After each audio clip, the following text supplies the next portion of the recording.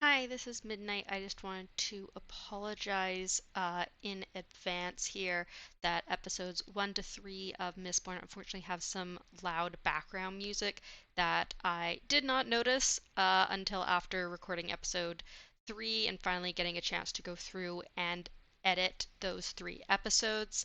Again, I'm very sorry for this. I believe you can hear us, you can make out our voices decently, but it's a little annoying in my opinion, and I can't seem to fix it. So, yeah, I apologize, and it will be gone after episode 3 of Mistborn. Thank you. All right, and welcome back to the Shardbreaker podcast. I am Midnight. I am the host of the Shardbreaker podcast, and I'm here with Darkness. Hello. And Mythic. I don't conform to your reality. Okay. And we read chapters 7 through 9 of Mistborn: The Final Empire today, or this week, probably today. Well, I mean, I read it today. I don't know what you're talking about. Technically, you read everything. Yeah, I read it all last night. All the whole book.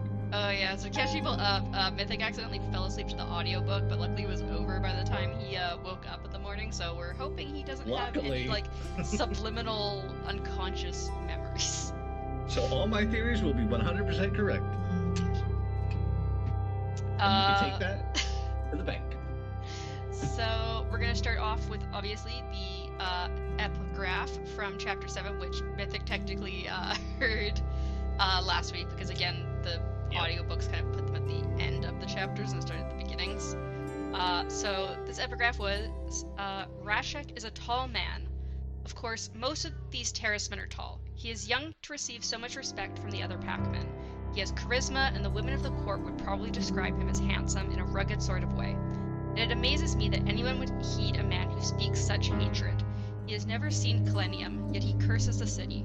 He does not know me, yet I can already see the anger and hostility in his eyes.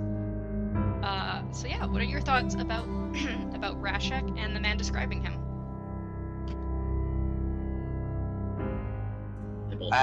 They both saw handsome in a rugged kind of way.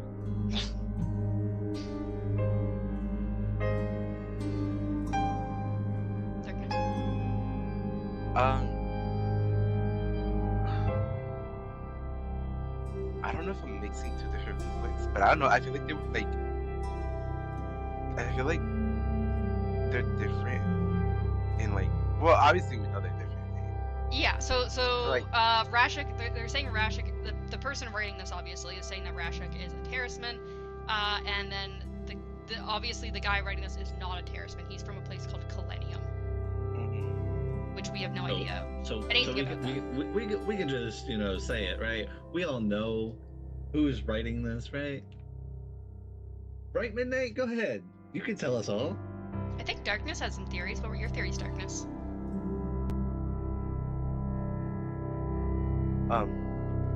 It's Vin from the past as a baby. It's Vin as a baby. No, but no, I was just saying, like,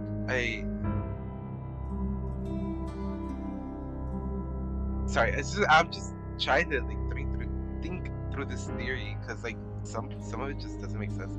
But I feel like it's one sort of like culture that takes on like what is seen now as the elemental powers in a different way.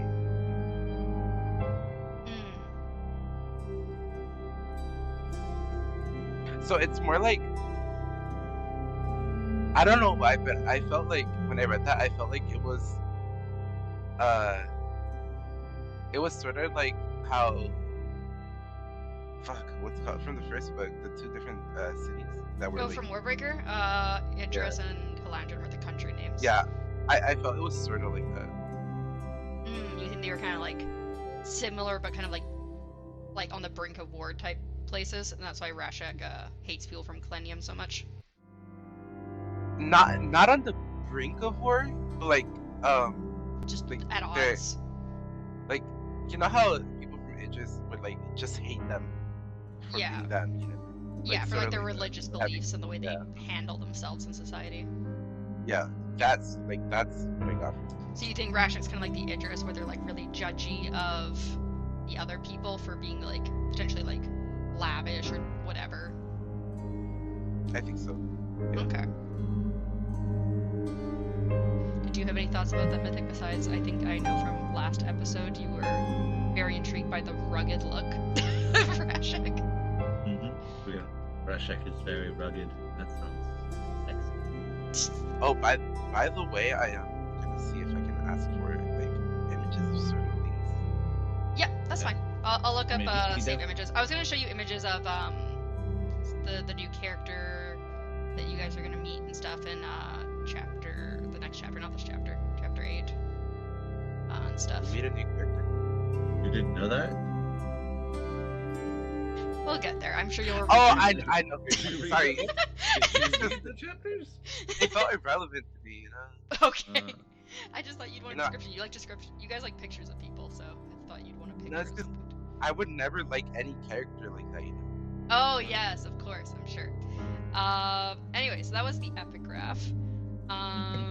So then we start with Kelsier's point of view, and he notes that Marsh is a stern and commanding person with disappointment in his eyes and disapproval in his voice. Kelsier notes that he's surprised that Marsh left the Ska Rebellion when he'd been so passionate about it previously.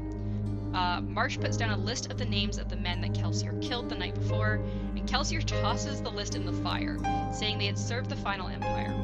Marsh says they were just doing their best in life, and Kelsier says life gave him the ability to push them off roofs. Marsh then clarifies that he isn't here to help.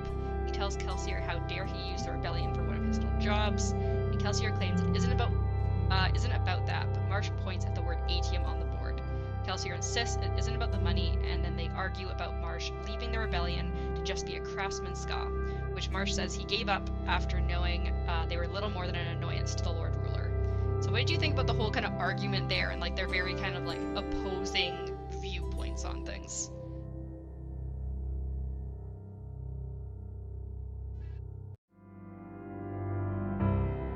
Darkness, would you like to talk first? Or? Sorry, I was turning on my suppression. Can you repeat the question real quick? Yeah, what did you think about Marsh and Kelsier's argument and their like opposing viewpoints on like the people Kelsier killed?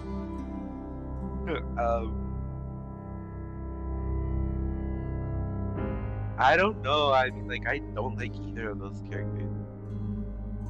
Fuck.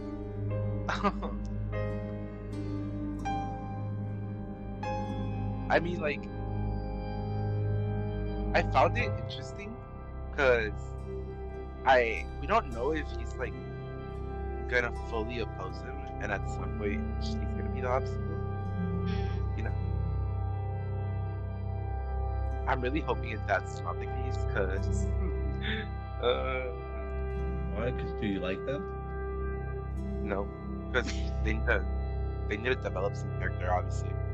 Pitt needs to see some brothers that aren't abusive to each other. Honestly,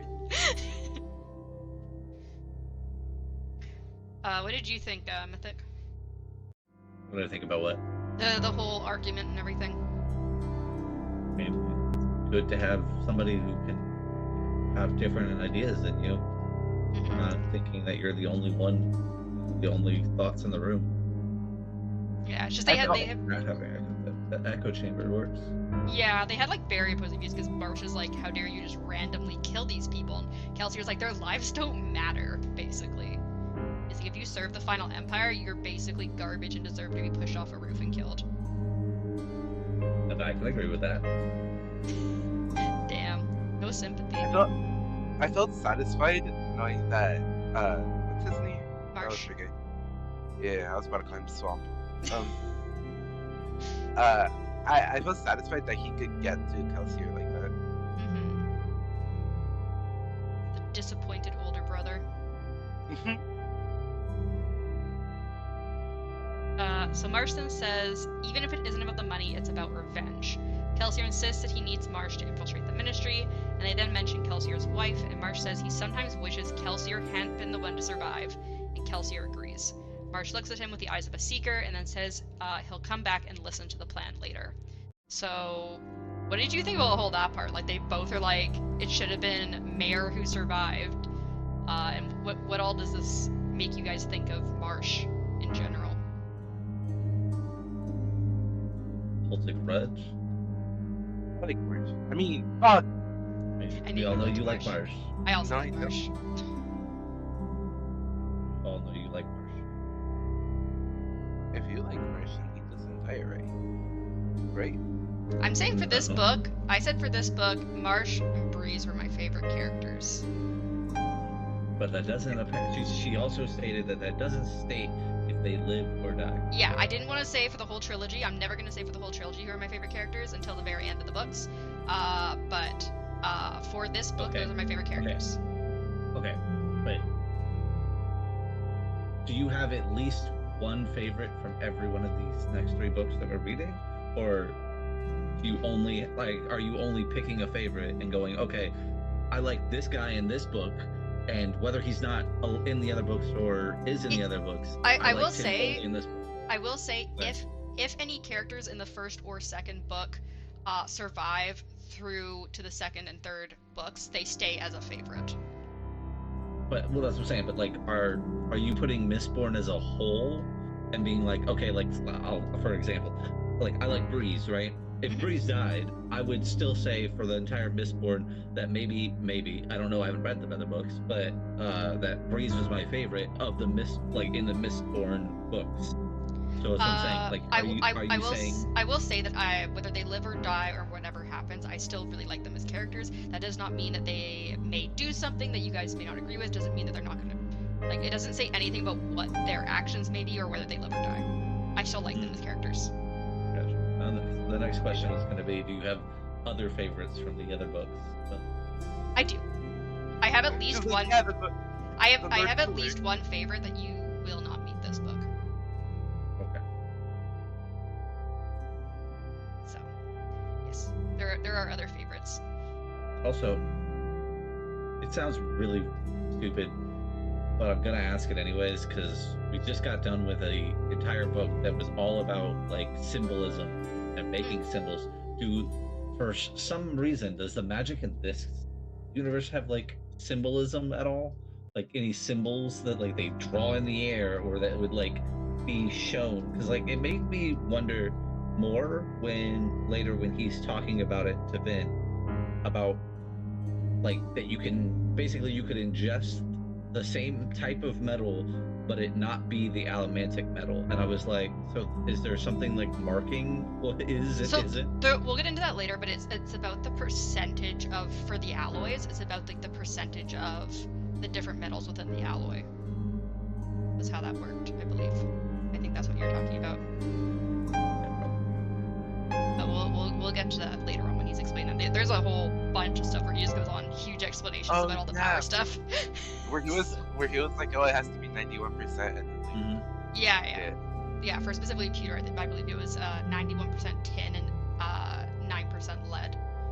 Which, because it's lead, that's one of the reasons why you need to burn off the metals and not just let it sit in your stomach, because that's I wouldn't fucking just let it bad. But anyways, yeah, we'll get into that later. I just want to start a riot, so.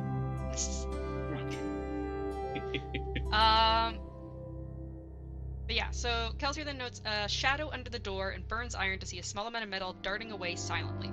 He instantly notes it's Finn and notes that he'll need to encourage her skills while trying to heal her scars. Marsh then says he'll be by tomorrow, and Kelsier says not to come too early as he has some stuff to do tonight. We then move to Vin's point of view when she's back in her room. She's listening through the door, and a knock sounds right next to her head, startling her. She quickly makes herself look like she just woke up and opens the door after a second knock. Kelsier asks what she thought of Marsh, but Vin plays dumb and says she didn't see much of him.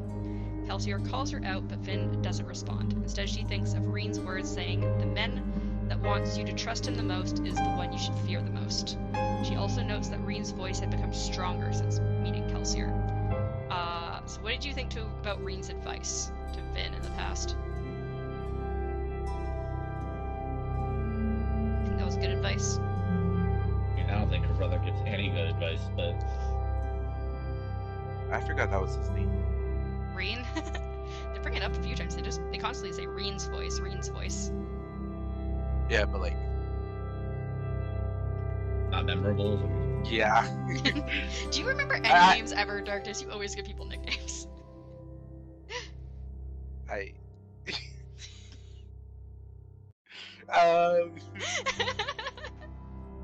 It's fine. I like all the different nicknames. I feel like it's a good contribution. Darkness, what's my name? Timothy. I don't know. I do remember her name. For some reason I tried thinking of your actual name and I was like, wait. You're like, do I know that? Yeah, I was like, fuck, did I forget? But yeah, do you think he had good advice though? All his advice is good. Okay. Kelsier then tells her that they're going out, which Vin doesn't complain about, so she wants him to teach her. Before they go, Kelsier stops by the kitchen. Dachshund, Ham, Breeze, Clubs, and some of Clubs' apprentices are sitting around a table, eating a snack and drinking lightly. Vin stays out of the room, feeling like the light and humor were a barrier. She watches from the darkness and isn't able to completely suppress her longing. Do you think Vin will ever feel truly comfortable with these men or with any group?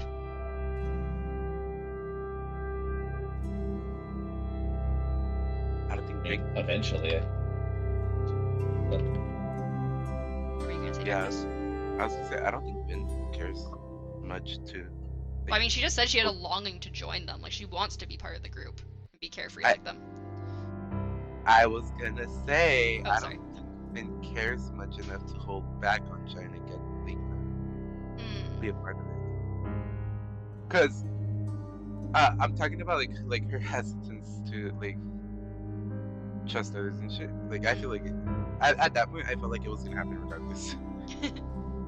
I see. So once into the kitchen, Kelsier gifts Vin with a mist cloak. Vin says she thought she would have to earn it, but Kelsier says that it's what she is. As she puts it on, she knows that she feels enveloped and protected. Kelsier also hands her 2 vials and tells her to drink one and save the other. He also mentions getting her clothing that doesn't have metal and that she might find situations where it pays to dress a bit more feminine, which Vin is not the biggest fan of. Once outside, Kelsier states that Vin's first lesson is that the mists belong to them. Everyone else is either scared or uncomfortable with them. The mists protect them and give them power. Kelsier also mentions that ministry doctrine states that the Lord Ruler gave the men loyal to him allomancy after the Ascension. However, other legends state that something beyond the Lord Ruler's power was born on the day the mists first came upon the land. So, which of those versions do you think is true, if either of them, about the origins of Mistborn?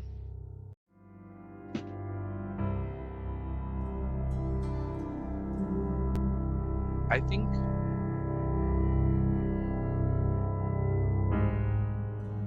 the mist came with the Mistborns,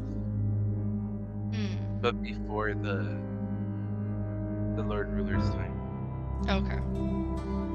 I don't believe it's before the Lord Ruler's time, but I do believe that the Alamance was brought to this in some way, shape, or form. Well, I believe you're wrong. No, I'm just Yeah, it's okay. It's okay. So Kelsier then explains to Vin that people generally look the other way when they see a Mistborn, as it's better not to think about a noble skulking around at night. He also mentions that who is a Mistborn is never let out, so it's a high source of gossip. And then Kelsier has Vin try to burn one of her medals, but to avoid using soothing or raging for now, which I was surprised to see it called raging. That's what I had called rioting previously by accident. I let that slip. I'm pretty sure they call it rioting like all the time otherwise, but he's calling it raging here for some reason. I remember him saying fighting, but Oh, so I again probably have an older version of the book, so they might have fixed that in the newer version. If he said rioting in your version. So she tries one that feels vaguely familiar, noting that she feels more solid, stronger, and alert. Kelsier tells her that she's burning pewter and then enhances her physicality. He also notes that it burns faster and will burn even faster if it's flared. So what are your thoughts on pewter now that we have a proper explanation of it? it still sounds like a brutish thing. So yeah, and I think we know that Vin has used pewter before. She kind of like strengthens herself to like take beatings and stuff. Uh-huh. So. It is funny how she's subconscious and does all that. And I think she mentions that Kamen had pewter drinking cups, which is probably how she got like little traces of pewter in her. So Kelsier then talks about how you need pure metals for allomancy, and that for alloys you need specific percentages of the metals. For maximum strength, you need the exact percentages, and being far off will make you sick. So you can be kind of near the exact percentage and still get power, but if you're like way off, like I'm assuming if you're like 70% tin and 30% lead, it would probably like not work. Well, you would you would die at that point then.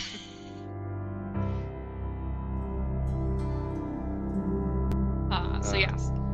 Wait, Well, that's why you burn the metal before it like you can properly digest it.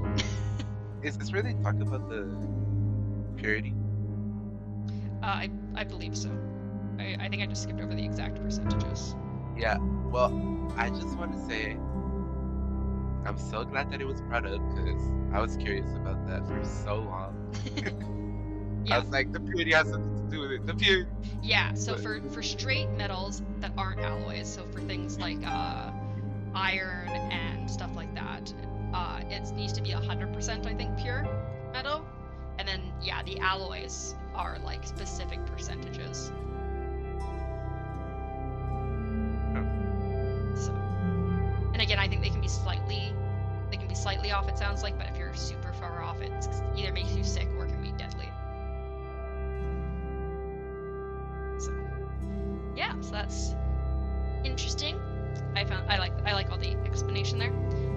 So Kelsier then explains how there is a push and pull. So I think this kind of will help. This part probably helps Mythic out a lot because he had a lot of theories about the different metals and stuff. So there's a push and pull for every power, with the second being an alloy of the first metal. For external mental powers, you pull with zinc and push with brass, and pewter is the push metal for internal physical powers.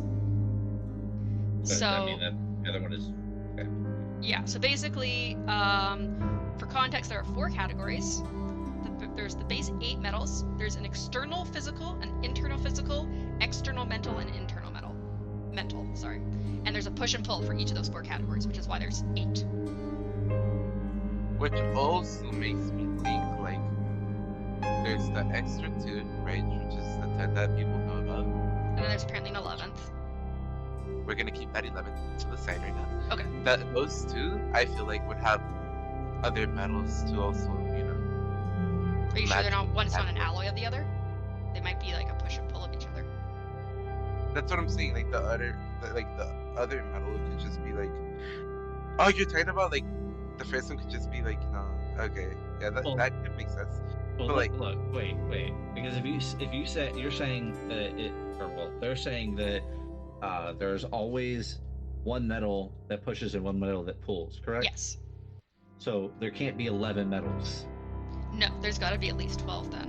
Unless that's he, what I was saying. I was like, there's 12. Yeah, unless Has to he be knows at something least about one of the metals. But yeah, you would assume by this point that there must be 12 if they're pushing and pulling. Also, if We're just going up and up until we get to my 16, possibly 18. if he says that the 11th metal can kill that one dude,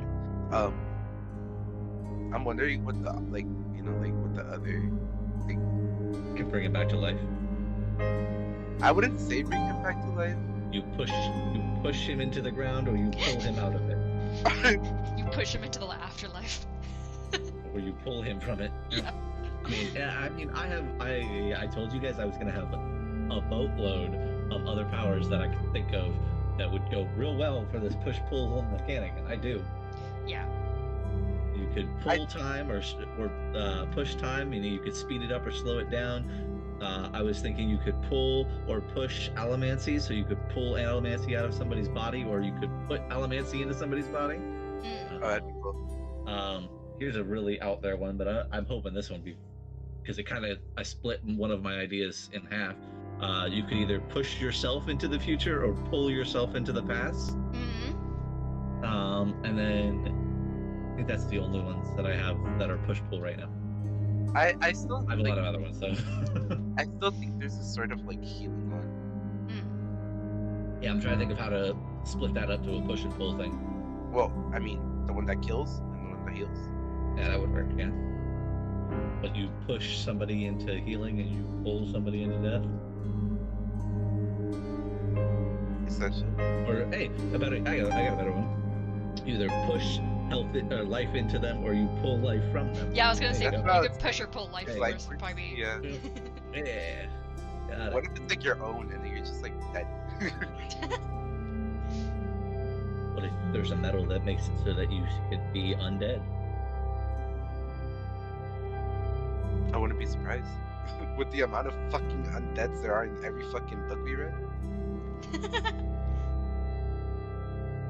Oh no, what's he trying to tell us? He has an undead fetish. Yeah, but That's what I was. how do you think? What do you think about the way the metals are paired though, with like a push and pull of every type, and then there's like internal versus external stuff? Yeah, I like my 4 categories better. So Kelsier then has Vin try tin, which is the internal physical pulling metal. The mists seem more translucent, and she can feel her clothing more, her hunger, and smell the scents around her better. Kelsier tells her it's one of the slowest burning metals and that most keep it on at all times when out at night. Then Kelsier speaks about how flaring metals, especially tin and pewter, stretch your body, and if you stretch too far, things start to break. So what do you think happens when you flare metals too long? What do you think he means by your body starts to break? I'm a mess wraith. Well, we're gonna get a chance to talk about mysteries later. Yeah, I know. But I- that's what I thought.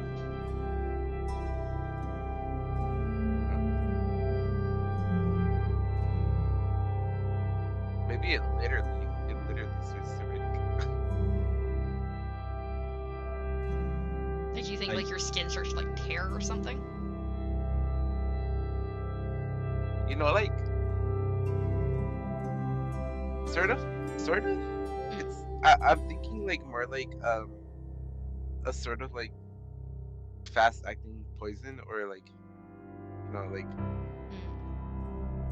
because if obviously if you use too much metal, or like you have too much metal in your body, it's gonna fuck you up. So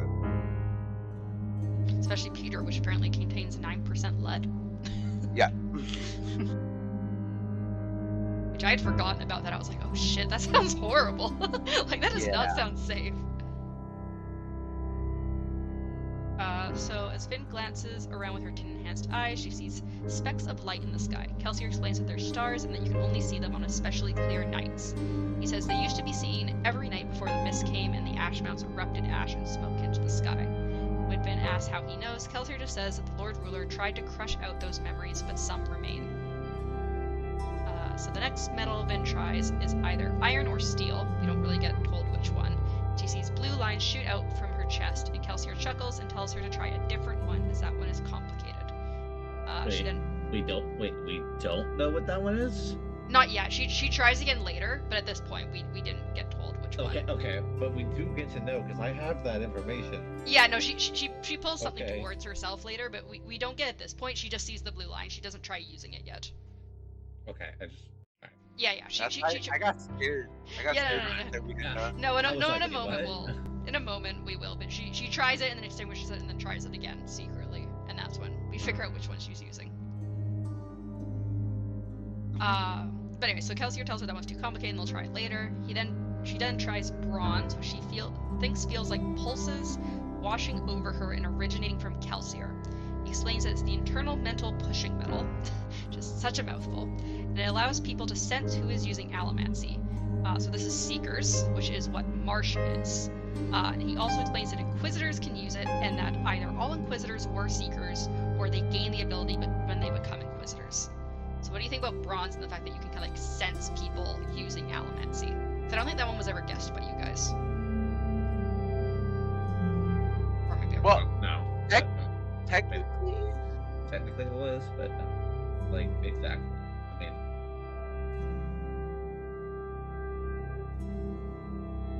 I used it last chapters too, though.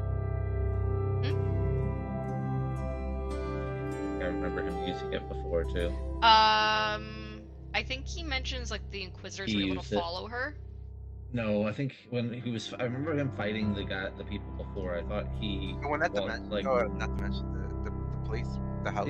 yeah, when he was fighting the whatever the fuck. they're Oh, called. he might have. I'm He- pretty yeah, brain dead when from he- studying. I'm pretty sure he jumped out of the window or whatever the fuck he did, and he was looking for metals, and he was explaining that there were lines that were tracing to metal. That's not being a seeker though. Okay, I get it. It's for people. Why- specific, Seeker is feeling people using allomancy. yeah. The finding the metal is using the blue lines from Steel and Iron. Okay. I remember. I couldn't remember if it was like a trait from the Steel and Iron thing. No, this one is specifically, I believe it's bronze, and it's what Marsh is enlisting of.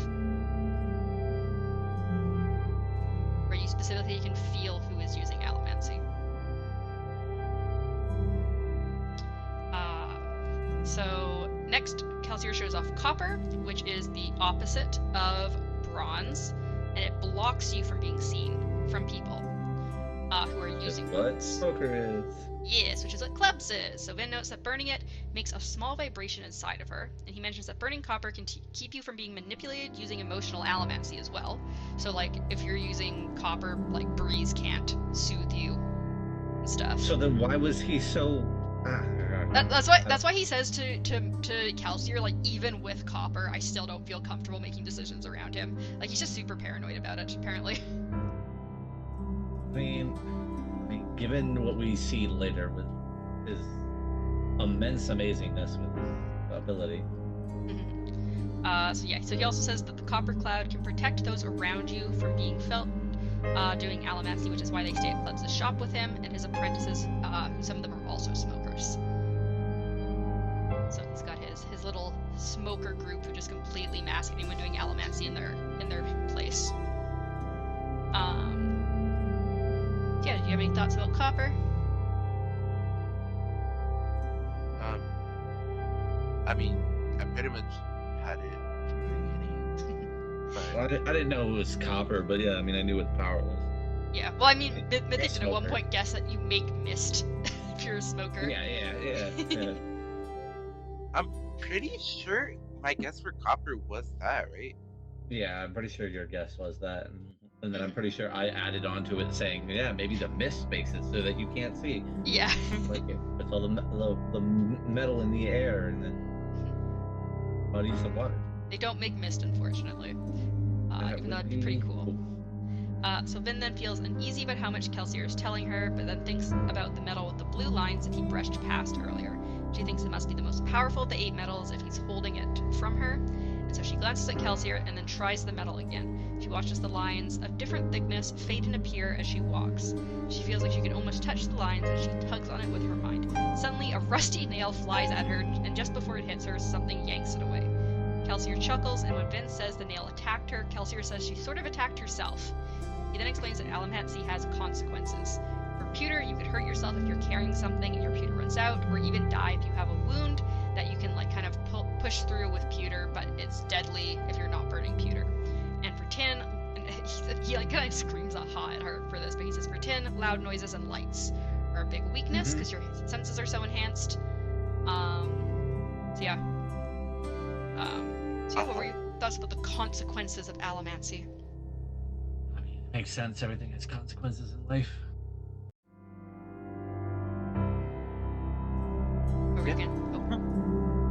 I mean, I didn't think he was gonna put it that way though. How did you think he was gonna put it? It seems more like, like to me it seems more like he's like, you know what, you can do it, but like it's gonna fuck you over, instead of like, oh, this rule, like, you know, follow it. I think he's more just like, make sure you know your limitations and like when to like be using and when not to be using your metals and when not to run out. I mean, he does say that it's better for her to fuck up now than to fuck up when she has no he says that later. He's just like, it's best to just like, to fuck up when someone's watching you than fuck up when you're on your own. Yeah, but for some reason, I didn't expect that mentality with him. I was like, nah, he's gonna like set the rules, he's gonna teach it, and then, you know. I think Kelsier, a fucking thief crew leader, follows the rules, Darkness. I mean, if it's gonna put the people around him in danger, then...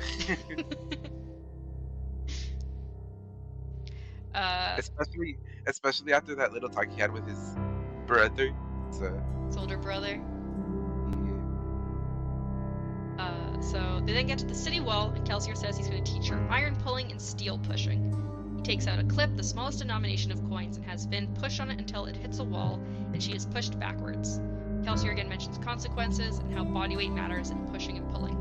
He also states that you can only push and pull directly from yourself. You can't change the direction. So it's only a direct to and from. There's no like, you can't flip it around like telekinesis and like hit people in the head with things. Yeah, but like, I was wondering because I still didn't get it in no way. Like, where is like the direction starting from? So there's like a straight line between you and the object. It can only follow that straight line. What part of you? It says it centers in your chest. Okay. So like the center of your chest. Oh, that's hard. Yeah. So like you're gonna be impaled pretty much right through the heart almost. I mean the heart's a little off to the side, but still. So yeah, that's why be careful with the rusty nails. Oh, I would just aside from tetanus. I would carry bags of rusty nails. Oh gosh. You Just need to fucking wear like shoot at you need to wear like a chest plate to protect yourself. Like Chest some plates sort of are like bad. non-metallic chest plate. Rock chest plates. I was gonna say like thick leather or something. I don't know. But anyway, so then Kelsier tells her that they're gonna jump over the wall. Finn calls him insane for the second time that night, which Kelsier says his sanity departed long ago, and then hands Finn a belt with metal weights so that he can probably save her if something goes wrong, and Finn is worried about the probably part. He then puts down an ingot of metal and says to push until she gets to the top of the wall before jumping into the air. Finn nervously puts her feet on either side of the ingot before pushing herself up. That was the end of chapter 7. We get to chapter 8 where we get a new epigraph, and I don't know if Mythic would have been able to notice this with the audiobook, but this epigraph is specifically in quotations. So Obviously, I would not. Yes, so this is specifically a quote from someone, which I wanted to specify because again, you don't really get. Oh. It makes sense why it makes sense why I didn't understand shit from. Yeah, so this is specifically a quote. I didn't see the quotation marks. That's why.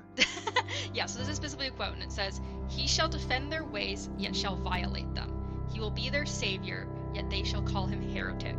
His name shall be Discord, the capital D, yet they shall love him for it." So why do you think this one is in quote? Why do you think we have like a quote here instead of our normal stuff? You think that's the prophecy? Yeah.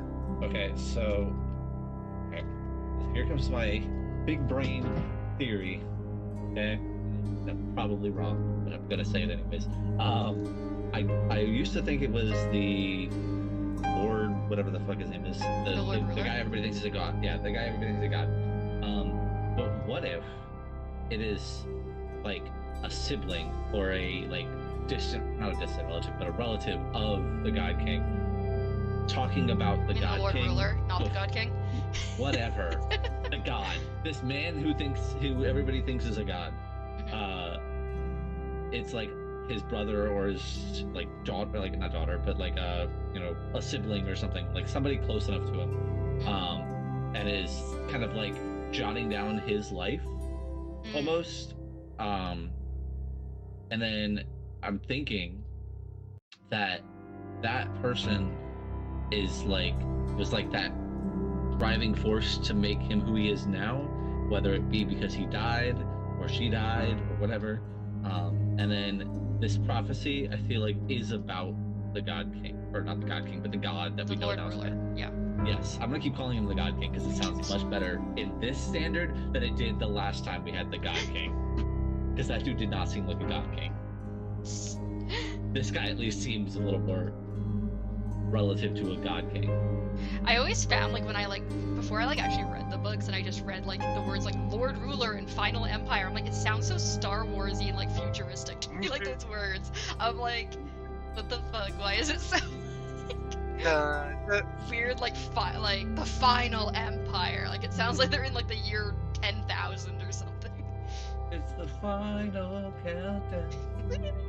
No, but like I do agree that if it is prophecy, it is about I was about to call him the Lady King. The Lady King. The Lord Ruler. Yeah. Yeah. I also think Mythic might have been right on one of the aspects of the metal for like I'm pretty sure they said something about like seer like abilities. Yeah, like seeing into the future. Mm-hmm. I mean, it would make sense. If it's true, it would make sense that this godly person would have it because it would mimic, what's the word? Wow. Omnipotence. And would make them seem much more, I guess, godly and harder to kill. It's ATM, isn't it? I mean, my bet is it's either whatever that is, atrium, or whatever that is, you know, this. Thank you. Or whatever this 11th metal he keeps walking around with that does that. Also, my last question. Oh, sorry. Go ahead. But I would just find it funnier if this metal that he thinks he has literally does nothing. Like he's Oprah hyping it all this much, and then it's like, nah, it doesn't do anything. What if he just chucked it? It said. That's sharpen it and then push on it. Sort of. So yeah, my last question for this little this really short epigraph was, what do you think by his think they mean by his name shall be Discord? He's gonna bring like a ruin to whoever. He's a mod. Oh, he's a Discord kitten. Oh gosh. No, but like yeah, I feel like he's the one that fucked up the land. So. Yeah, it does seem like it would suit the Lord Ruler, the fact that he apparently saved them from the deepness, yet he's also like this tyrant. I see that in the fucking Discord chat, you know. I know. I do, darkness. Anyway, so this chapter, we start with Finn pushing herself up into the air, suppressing a scream until she ends up halting and the line is almost invisible. And she's, it's like asking for help, and then Kelsier is like beside her on the wall, which she hadn't even realized she had reached the top of the wall. And Kelsier explains to her that her body naturally balances itself as long as she doesn't push against something else or try too hard to move off to one side. He then says he hopes that she isn't afraid of heights, and she states that she isn't, but she also isn't used to hanging 100 feet above a street. She's very annoyed. She's like gritting her teeth while saying this part. She's like, "You motherfucker, get me down from here." And Kelsier laughs and pulls her to him before pulling the ingot up to him as well. Kelsier then tells her that they're going back down the other side, and that if she doesn't want to, she can explain to the guards why a Mistborn needs to use their stairs. Pin then nervously decides to fall off the wall directly over the blue line of the ingot. However, as she's falling, she realizes her trajectory was slightly off, and she tries to push to realign but goes farther off. She then pushes up too high and goes up above the wall, startling the guards for a moment. Which, imagine you see someone like fly up, like flailing beside the wall. I was laughing so hard when I saw that. I was like, what if she's just like doing flips and shit in the I just air? imagine her like flailing, like arms just like waving everywhere. No, I imagine her like Loki a little like hunched up, and their heads just going past each other. You know? So good. What were you gonna say, Mythic? That's pretty much it. Just just, I would imagine being just so confused, because also like she's wearing a Mistborn cloak, so like apparently they'd all just assume that she's like some fancy high noble woman that has this wonderful Mistborn ability. So yeah, as she falls again, she tries to pull on the ingot, which then begins to hurl towards her. So she's basically doing everything Kelsier told her not to do. And then Kelsier eventually kind of like orients himself just below her and is able to save her. And when she's on the ground, jokes that it was fun. Once Finn has a moment to catch her breath, Kelsier tells her that steel and iron can be very dangerous, and that he finds that putting people in extreme situations early is best, so they have someone to watch them. So yeah, what did you think about Kelsier's teaching method there? I mean, it's just like birds from a nest. Pick them out of the nest. If they fly, they fly. If they don't, they don't. I was thinking about the baby swimming thing. Yeah, that too. You talk about Egypt, where they threw their babies in the Nile? Sure. I mean, it's like they have their children right next to the Nile, and then they were like right out of the womb. All right, you're in the water. Oh gosh. So I mean, that wouldn't make sense. That wouldn't make sense simply for the fact that like they wouldn't have gotten air yet. Yeah. So like you would just be water to water, but still, that was a thing that they said they used to do. I don't know if they actually did it, but they said they used to do, where they threw their children into the Nile, and then if they survived, they survived. If they didn't, they I didn't. feel like it'd be more of a certain age than right out of the womb. And not. It makes sense out of the womb. I don't think it does. Yes, it does. It really does. Go ahead, we can keep going. Alright, so Vin then mentions that she should stop wearing her earring, but Kelsier asks if it's a clip-on or goes right through her ear. Vin mentions that it goes through her ear, and Kelsier explains that metal that goes through your body, like a Steel Inquisitor's eye spikes, can't be pushed or pulled on. So the earring is fine and could even be a potential weapon in like a drastic situation. So apparently that's why the Steel Inquisitors don't worry about just walking around with these giant metal spikes through their head, is because they're through their body, they cannot be pushed and pulled on.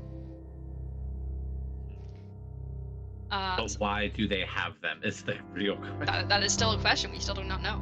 No. It's a fashion statement. It is. I feel like it's got something more to it. It's like the people who stretch out their ears with like the big like circular earrings, but they just stretch out their eyes instead. Also, I found it, and it's a thing from the Bible, really, but it said the Pharaoh had decreed that all baby boys were to be thrown into the Nile because he feared they might become too powerful. So they were babies. Okay, so it wasn't to see if they would survive. It was they were trying to kill them on purpose. I think it's gotten watered down and through the ages of people, telephoning it through the ages, and they believed that like they threw their children in there to see if they were stronger. Also, girls gonna survive. No. Yay! Because you can be breeded. Oh, God. I mean, yes, that's the truth. It sounds but yes. terrible. It sounds terrible, but that's literally the truth. Like, we're a watered down society from what they used to be. Oh yeah. So Kelsier then leads Finn out, and Finn notes that heaps of ash that had been brought out beyond the walls. Although she notes that most is put into the river, and that the water must break down the ash somehow. Because she says like the content would be fucking covered in ash if like water didn't break it down somehow, basically. She also thinks about how she and her brother had often worked on canal ships and traveled around a lot. Reen hadn't liked to stay in one place for more than a year, as if he was running from something. So what do you think Reen was running from? Me. But the Inquisitors. Probably.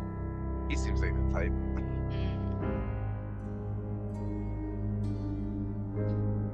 So after a bit of walking, Vin feels like something is following them, and eventually blurts it out to Kelsier. Kelsier casually notes that it's a mist wraith, which Vin apparently thought was just a legend. Kelsier then says that they should go look at it, and although they are disturbing to look at, they're relatively harmless scavengers. He says their sense of smell or taste is really good, and it's probably hoping they'll drop something edible. Vin then burns tin to see the mist wraith. It has smoky, translucent skin that you can see through to its bones. It has dozens of limbs that look like they come from different animals, and it crawls along like an awkward centipede. And it looks like many limbs don't work. It has a distinct skeletal structure and translucent muscles and sinew. It also has 6 heads, including a human one attached by a long spine connected to some sort of animal torso. Kelsier explains that mist wraiths have malleable bodies. They can shape their skin around any skeletal structure, and they can recreate muscles and organs if they have a model to mimic. They do this by absorbing dead creatures and then recreating parts of them and integrating them into whatever way they want. When Vin asks if they're intelligent, Kelsier says, not one this young. So, yeah, I want to hear your thoughts about mist wraiths. I think they were cool. I won't. They are cool, but I would be scared to have them. My face. I would feed it so good. Oh yeah? What would you feed it? Midnight. Wow. I would name it Midnight and feed it. Then it would look like midnight? Yeah. A translucent midnight. That look like midnight. Wow. But yeah, what did you think of the fact that he says that, like, one this young isn't intelligent? What do you think that means? They get older. It means that the older they get, the more they consume, which means the more intelligence they gain. Right? Right. That makes solid sense. I don't need your confirmation. Hey, you won't get it anyways. I really won't. Y'all stay quiet all the fucking time, man. So they then go to the Imperial High Road where a carriage is waiting. Kelsier greets a man named Sazed, who he also refers to as Saze. Which I when I first read this, I always called him Sazette. Until I've like kind of picked up on like, oh, his nickname is Saze, which so obviously his name must be Sazed. How do they say it in the audiobook? Is it Sazed? I think so, because that sounds very familiar. Yeah. I always want to call him Sazette, though. I also really like Sazed. He's a good character. I had I had forgotten to list him as one of my favorites. So He says. Sazed said. Yeah. So Finn notes he has a higher voice and a melodic tone, as well as a strange accent. He has a long, flat face and a willowy body, tall enough to be abnormal, and long arms. She notes him to be a terraceman. He has many ear piercings and colorful robes. Sazed speaks in a formal way, calling Kelsier Master Kelsier and Finn Child. Finn then learns from Sazed that they are going to Felice, which is where Lord Renoir is. So what was your first impression of Sazed? He's there. It's like Alfred from Batman. Try and get a picture of Sazed. I need a picture of the mystery. I can try and find a picture of the This is Sazed. Okay, wait. Sazed is the guy who was, like the scribe, right? He's The he's scribe? No, he's a Is that steward. a scribe guy? He's a Or steward. whatever. The one that was like calling Kelsier like master, right? Yes, he's calling Okay. Kelsier Master. Okay. Then it is Sazed, I'm pretty sure. Can I also get a picture of Yeah, I'm getting a mystery picture. Here's a no, mystery. Marsh Top? That's so cool. I definitely won't. So you want a picture of Marsh, you said? Let's see if I can find. Can you get a picture of the Lord Ruler? Here's a picture of Kelsier and Marsh. I need a map of the pits. You do not get a map of the pits. That's Kelsier and Marsh. Which one's which? Kelsier's the cockier one with the stubble. Okay. Oh no. Yeah, he's definitely gonna die. He's too cocky. I just thought of another power. Okay, go on.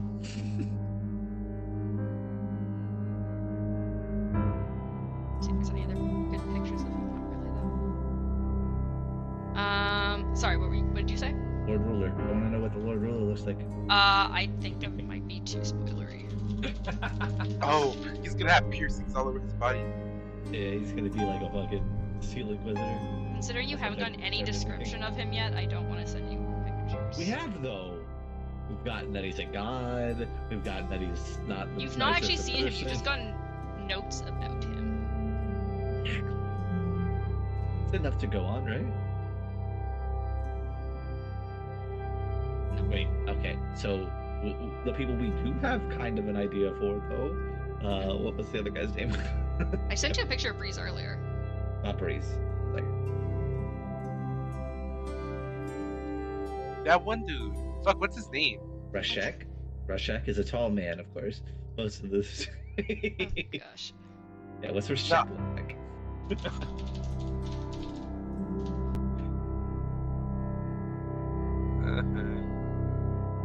What? I'm sorry. I'm forgetting people's names. Which one are you Describe what thinking they of? are, what they do. The terrace. That was Sage. That was the one I did first. Yeah. Yeah. Was that's it? Yeah. Yeah. I thought there was another The one. dark skin hunk. I thought there was. I swear I thought there was. There's Rashek, who's from the epigraphs. Yeah, that guy. Said to be tall, handsome. I cannot find a picture of Rashek. I'm gonna be honest, I don't think anyone made pictures of him. He's irrelevant. He's not. Oh, though. wait, He's in wait, the wait. epigraph. Is this supposed to be him? No, I feel like this is a different guy.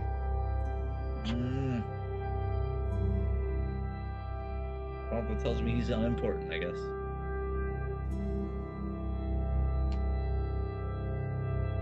I got no pictures of Rashek for you. Anyways. Are we good on pictures now? Yeah. Okay. So where were we then? Yeah, so you guys meet Sazed. So yeah, what was your first impressions of Sazed? I think Darkness said I like him. whatever. I like him. I liked him even more later, but I liked him. Yeah, we'll get to him later. Yeah. Well, I was just saying, first impressions. He was there. That was my first impression. I'm like, okay, new person. Right. That's usually my impression with most of the new characters, like in general. That's fair. Until I get something that I like. That's fair, that's fair. So we then switch to Calcier's point of view. He notes that Vin always tries to be as small as possible, as she's currently sitting with her legs tucked under her. Whenever she sits, she's crouching. Whenever she walks, she's prowling. And whenever she's out in the open, she tries to hide.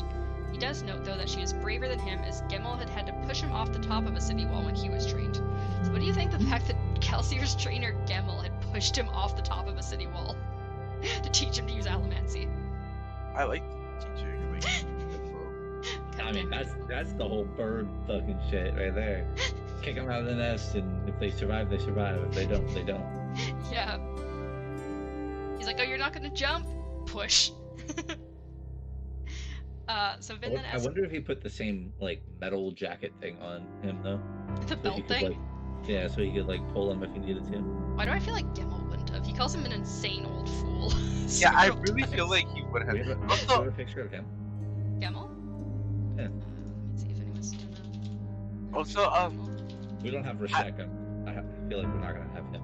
Go I ahead, Jeff. get it. Well, there is a Mistborn- short story, remember, where he's in. So, Gemmel. I get it. Mistborns are like dangerous as fucking whatever, right? And like, if you have metal in your body, or just Mistings in general, you can control your certain metal. I feel like it'd be cool if you could make like the bottom of your like shoes just like metal and start fucking, you know, levitating. Yeah. Yeah. It would be pretty neat.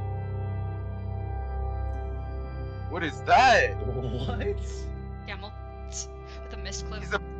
He's. Oh, I thought it was. I thought he was. I thought that was fake. Oh No, my it's a god. mist cloak It's a flying. fake invention. That's the guy who trained him? Yeah, he's an old guy.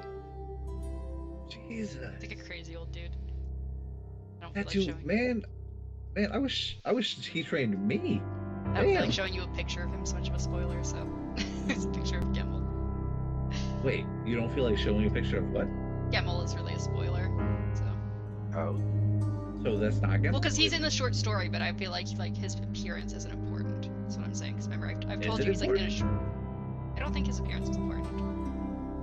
So, oh, okay. Oh, you That's what I'm saying. Like, don't there's a mind. short story Okay. you're gonna read eventually with him. That's why I'm like, I'm okay with showing you the picture now instead of later. So what you're saying is the other guy, Rashek or whatever, isn't. I'm not saying that. I'm just saying that this Doesn't guy have- comes up in a doesn't short have- story later. But Rashek doesn't have a short story, so he's not important. Got it. Anyways, where were we? So Vin then asks Kelsier about his brother. She asks if he beat Kelsier often. Kelsier says Marsh never tried to beat him, but can tell Vin doesn't believe him. He also thinks about his childhood, which had been a life of privilege because his mother had pretended not to be a Ska. However, his father had eventually learned the truth. So what do you think about the fact that Kelsier's childhood, and like Marsh's childhood was like this like super privileged noble life, and now Kelsier like hates all nobles? Sounds about right. I mean, I find it very odd to me because it's stated before that Kelsier didn't have like Allomancy before he went in, and then he came out as a Mistborn. Yeah. Yet his brother is a Misting. Yeah. So like, does that mean that maybe he did have misting powers and then it like evolved? So he says he had completely no elements. He's just like Dachshund before he went into the pits. I don't believe But he that's has the thing. zero. But what I'm saying is, right, like maybe he just didn't know he had it. Well, I think we talked about this briefly, like you guys didn't hear much about, but I believe he says he snaps. He snapped in the Yes, pits. yeah. He snapped in the pits, but like, I mean, I'm still on this like thought that he ate some fucking atrium or whatever the fuck. Atrium. Atrium is and like fucking- a part of a building. Yeah, exactly. So he ate the atrium of the pit, and it just gave him the powers. He became a Mistborn because of it. I see. I mean, I have that on my list of because I put atrium on here after all the other metals that I went through and figured out, like thought of what they might be for. But I put it on there, and it makes Mistborn, and then I'm trying to figure out which one would reverse that, but If it made Mistborns like ATM, I believe that they wouldn't like let it spread through the nobles, because nobles apparently use that a lot, right? Yeah, it's like a form of like super high value currency almost. but I don't think it's how right to play many with of the these Mistborn. nobles eat it? That's true. If Mythic Theory is right, they might not know that Yeah, 18 gives you like- Mistborn powers. I mean, and they're like what, little tiny orbs? Yeah, they're like Right? little beads, Like- basically. Yeah, they're like Dark pill metal. size. Just drop that in your throat and boom.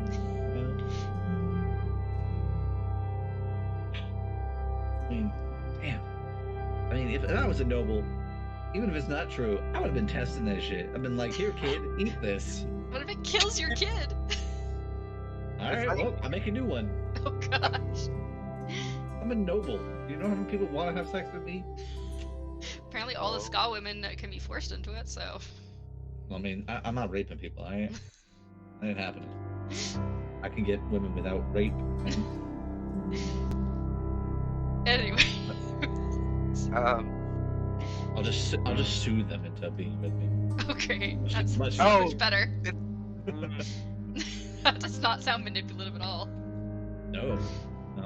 Well, hey, at least when the Just guards encouraging. or whatever, when the guards come and say something to me, I can be like, well, she consented. I did not do anything wrong. I mean, it sounds like they don't care about consent if you're a noble. They're the woman with the ska. Well, they no, care about- I'm not talking about ska though. I Oh, was talking about all women in general. I see. Why would I beneath myself to have sex with a ska? Like, God, Damn. That's the thing. there are plenty of noble women that I can have sex with.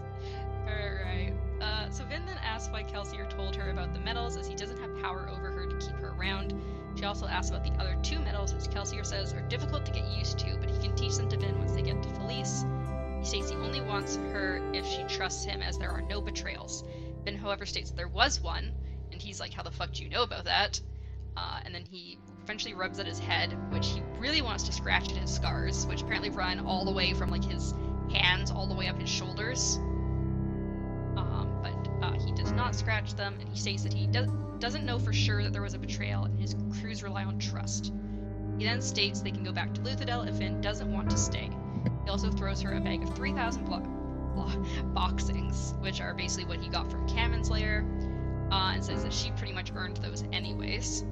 Vin tries to tell him every plan of his won't work, but Kelsey responds with how they had planned to defeat each obstacle, which I mean she was there at the meeting anyways.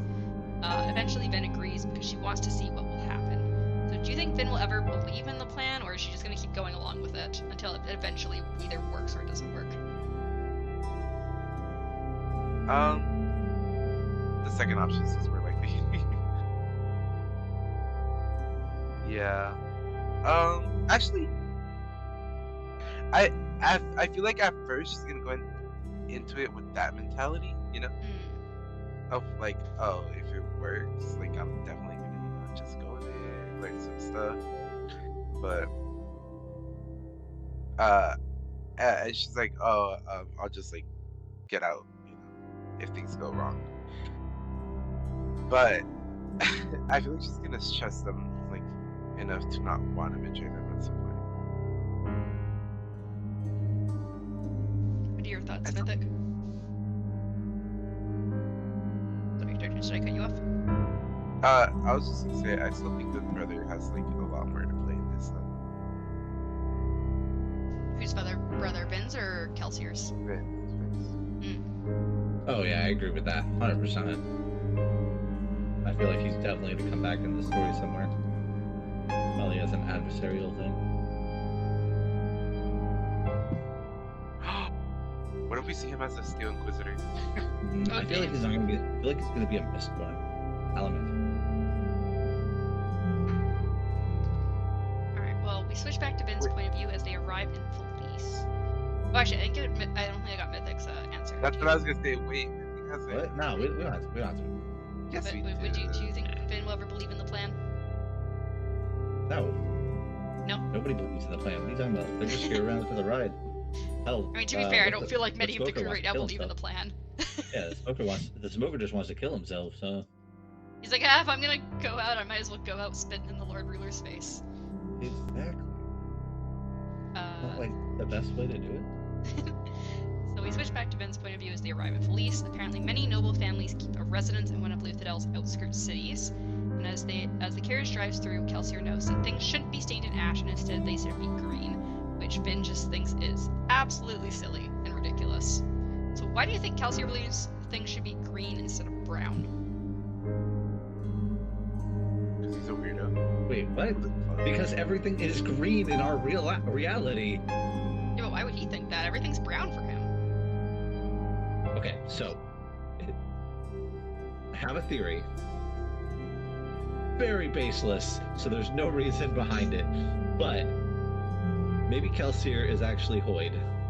Oh shit! You think Kelsier's And he Hoyd? knows things. Yeah, and he knows things because, if I remember correctly, Hoyd in both other books was not like directly impacting, but was like giving the main characters like that little nudge to be like, hey, here's the thing, you should go here and do this. And then it was like they created the path. They watched it bloom and they said, all right, we're gonna nudge you just a little bit right here. Yeah. He has a lot bigger role here than if Yeah, I was gonna say I Hoyd. don't think he would get that. Oh, You know. I don't know. knows. I don't know. Kelsier just seems like he knows a lot more about the world as a whole than like most people know, and that could be because he snapped. But Well, yeah, maybe him snapping would have actually just been like he died and Hoyd took over, Interesting. You think like Hoyd's like possessed him somehow? or took his face. Yeah. Oh, Yeah. I see. You think like he's like Yeah. pretending to be him? Yeah, masquerading as him. Which brings me to another metal that I think would be possible, but another power.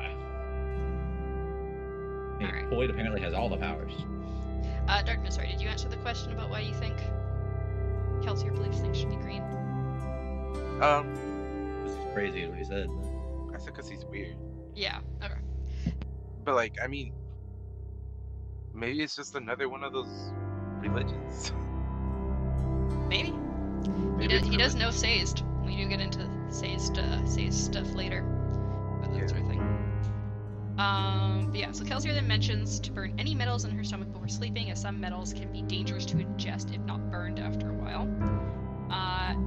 Which, yeah, as we've mentioned, like lead sounds terrible to keep in your stomach.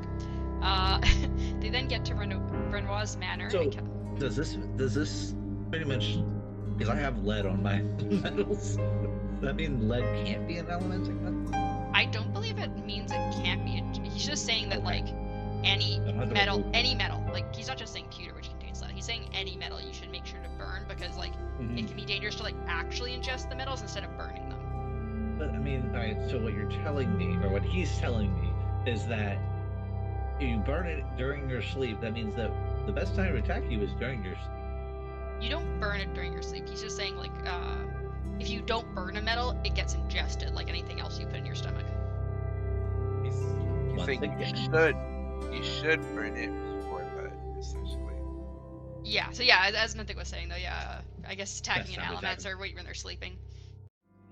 They could sleep with a metal vial though on them. Yeah, but you gotta like chug that real quick Yeah, before you do gotta chug it real fight quick. people, like, oh no, if I'm already holding a knife over you're gonna wake up and be like, I'm gonna get my vial. Eat the knife. Eat the knife. But yeah, so then they get to Renoir's manor, and Kelsier recommends taking off her Mistborn cloak, even though the people here are loyal to them. Once the carriage stops, Sazed opens the door and holds out a hand for Mistress Vin. She ignores the hand, but notes Sazed doesn't seem upset by it. Vin then meets Lord Renoir, who is a thin, aging man with a grey mustache. I like him so much. Do you? Yep. He seems very down to earth and smart. Well, we know he's not really Lord Renoir. He's an actor of some sort. Clever. Which goes into my theory about one of the powers being you can manipulate your looks to be specifically somebody else. Or his makeup. No. Well, okay, no, because they state clearly not to let them be close to Steel Inquisitors. Yeah. So to me, it seems more like he must be using an allomantic ability all the time. Also, I'm never gonna pronounce his name. So. Renoir? Yeah, he has a very French name, because I think I've told you guys before, like, this era is very, it's very French-based. So there's a few names in here that are very French-based, and technically, like Brandon Sanderson has said, that Kelsier is actually supposed to be pronounced as Kelsier, but even he doesn't pronounce it that way. Everyone just pronounces it Kelsier, and he's like, he's said before, like, he's like, I don't really care how people pronounce the names. It's a fantasy book with fantasy names. Like, just pronounce it how you say it in your head. So yeah, literally everyone calls him Kelsier, but so fail every time. Yeah, so yeah. I'm gonna just call him Lord Wawa or some shit. Oh gosh, Renoir. Lord Wawa. No. Oh my god, I was watching, I was not watching, listening to it. So I think I've told you guys, like, I got the idea for this by listening to other I was gonna say Stormlight, but, I mean, I did listen to a Stormlight one, but one of the other podcasts I listened to did more sport and stuff, and they kept pronouncing all the French names, like, not properly. Like, I think they called this guy, like, Renoux or something, and I was, like, dying. I was like, please stop. I hate this. I can't. But you can pronounce it any way you can, but like as someone who learned French and from a country where French is one of our languages, it hurt me. We all understand you're French. Okay? I'm not actually French, but like it still hurt. Got it. You're French. Awesome. It hurt me deeply the way they pronounced it. I'm gonna call him Renox. No. Yeah, Renox sounds really good. Renox sounds really good. I actually like it. Anyways, How about Reno? I think Reno's better. So she notes that he definitely knows what he's doing when it comes to acting. Because she's like, Cameron had like his like importance when he pretended to be a noble felt juvenile, whereas this guy's just like, he just feels like a noble to her. She's like, no, he's just a fucking master. So Kelsier comments on the cleanliness, and Lord Renoir says his crews are quite proficient. As they move further into the mansion to have some food, Finn notes how clean the place is, and Lord Renoir then asks Kelsier to speak to him alone about a delicate matter. Finn is a bit annoyed that she'd been left out, but then thinks to herself that she thinks she's too important, and Reen laughs in the back of her head. So do you think Finn is right to be annoyed after Kelsier's talk with her just before about trust, or do you think she's right to be like, no, I shouldn't be annoyed by this? I would be annoyed. Yeah, right? Same. Yeah, I know, same. I'd just be like, I want to fucking know what you're talking about. So there's then food and drinks brought in by servants, and Sazed stands like right behind her, pretty much as like rigid with his hands in front of him, and she's like not pleased by this. She does note though that the other servants around do seem happy, and she's even heard laughter, so she feels a bit more comfortable with the fact that they have Ska servants at the manor. She's like, well, they may be servants, but they have to keep up appearances, but like, at least they like seem happy, like they're not like mistreated Ska like every other noble house. And then she finally asks Sage to stop standing over her shoulder, so he instead stands next to her in the same position, still pretty much looming over her. I fucking love it. I love Sazed. And then she notices a smile on his face, and he eventually moves to sit down. She notes that she had never heard of a terrorisman with a sense of humor, and he knows that they are just subtle. She also notices that he somehow seems relaxed even in his like rigid, like very straight posture. Did you like Sage the little joke of standing next to her instead of behind her? Pardon? That shit made me laugh. I was like, okay, he's just gonna, move aside now that she says, nah. Let me loom closer to you. It's like, oh, you don't want me behind you? Let me be like right up beside you as you're eating. I don't know why, but I guess satisfaction from like just things not going her way. Say it's great. What did you think, Mythic? You liked that? Yeah. It's okay. I just like Sazed. Yeah, he's pretty great. Where was I? So Vin then wonders if Sazed knows about what is happening. So she kind of like, it's like, oh, what are you doing here? And so Sage just straight up says like, oh, you mean what is a terrorisman doing, overthrowing the Lord Ruler? So yeah, he says he's doing this because of his belief and asks what she believes in. He questions her about whether she really thinks the Lord Ruler is actually the ascended avatar of God, and he also calls him the sliver of infinity. And Vin notes that she isn't sure if she believes that. Sage then says if she wants an alternative, he can teach her one, as the right belief is like a good cloak that keeps you safe and warm, but the wrong one can suffocate. So what are your thoughts on Sage's view of religions here? I mean, completely true. Yes. Yeah, he's just like, yeah, no, just follow whatever. I mean, he comes up later, he's like, I got options. Yeah, he's like, I feel like you should be in this one. This one's better for you. We'll get into that, but yeah, I love Sage. What were your thoughts, Darkness, on Sage's view there? I was more interested in the.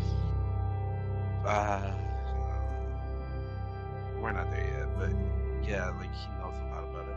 Yeah, we'll get into that. So Kelsier and Renoir then come back, and Kelsier explains to Renoir that Vin is to play his heir instead.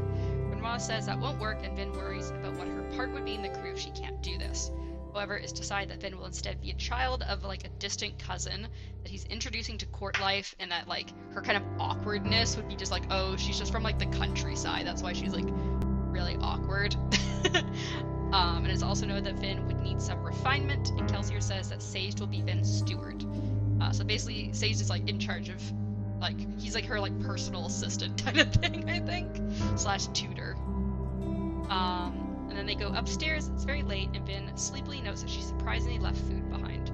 Kelsier then apologizes to Vin for going off alone with Renoir and says it was more about Renoir and him being uncomfortable with people knowing more about himself. So it was like, he's like, I'm sorry, I didn't want to leave you out, but like Renoir's like doesn't like people knowing about him. Did you like that Kelsier kind of apologized for that, considering their like trust talks and stuff? Yes, but also Renoir seems really I don't know if I mean, would you trust some random girl that just appeared out of nowhere? No. Would you trust anybody if they just came out of nowhere? No. Right. I don't know. He seems more like the hand for hire that would betray.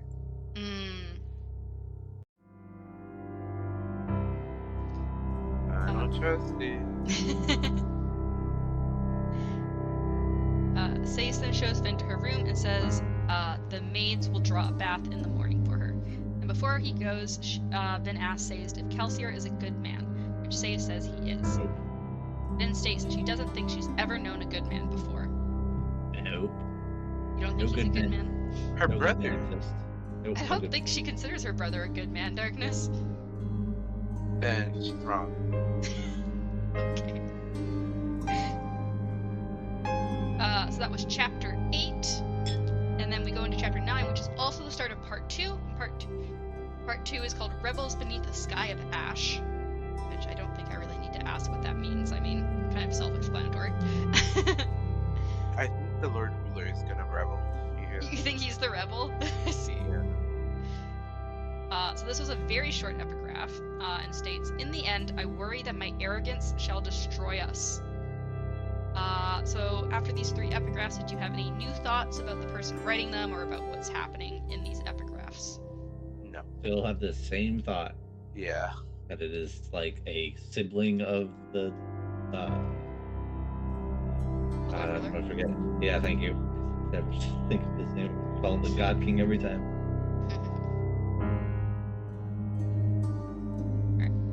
So we get Finn's point of view as she's running and jumping through Felice at night in late autumn, using pewter, iron, and steel.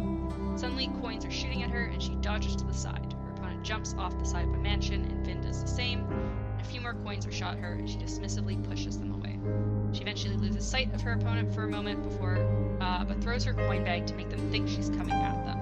She then watches as they jump over a wall and goes after them with her glass knives. Her opponent then sprays her with her own coins before she can, with her own coins from before, and she barely dodges some, and one coin gets caught between them. They both get pushed against hard surfaces and continue to push relentlessly until the tree behind Finn breaks. Kelsier then walks over and tells her she doesn't have to push out with her hands or drop what she's holding, even though it might be instinctual. Finn is annoyed that she lost, but Kelsier says she's doing fantastic as it's only been a few months. Kelsier then gifts Finn the flattened coin that they had pushed together. Finn notes that allomancy feels more natural to her, but she worries about her other part in the plan. So what do you think about Finn and Kelsier's fight, and did you know right away that the opponent was Kelsier? I did know, yeah. I figured. I mean, it was pretty obvious. Yeah. Do you like their little fight, though?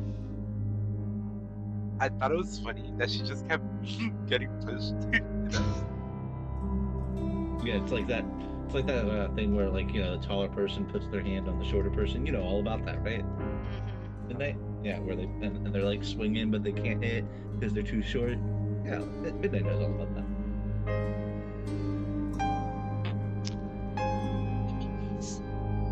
Anyways. As they head back to Renoir's manor, Vin collects her coin pouch from a tree. She notes that although Kelsier would have left it behind, her past kept her from wanting to be wasteful, and she even felt bad using coins to jump.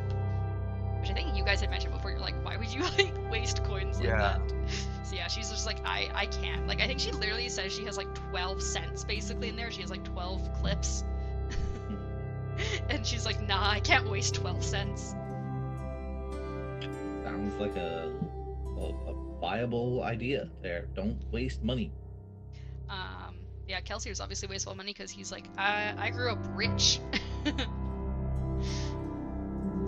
And so she thinks more on her part to play as a noblewoman, and that Kelsier had told her she needs to move in high society as easily as she does in the Mists. Once inside the manor, she asks for Sazed and then goes to the servants' quarters to find him, which she notes is as clean as the rest of the manor. She notes that if Renoir keeps up his ruse as well as he keeps up his manner, he'll never be found out. Although she wonders if his emotions somehow give him away, as Kelsier had said he wouldn't be able to go near an Inquisitor. And we did kind of get into this already, but why do you think Renoir can't go near an Inquisitor, which Mythic thought is because of a special metal that allows him to do that? He's allergic. He's allergic to Inquisitors? To the steel guys. To steel? Yeah. But I basically summarized that for you, right, Mythic? That's pretty much your thoughts. There's a metal for it. Yeah, pretty much. Yeah. Yeah, but no, I agree with that. I mean, okay. It's a theory that I don't believe is 100% true at all, mainly because it seems as if Kelsier knows why he can't be near Steel Inquisitors.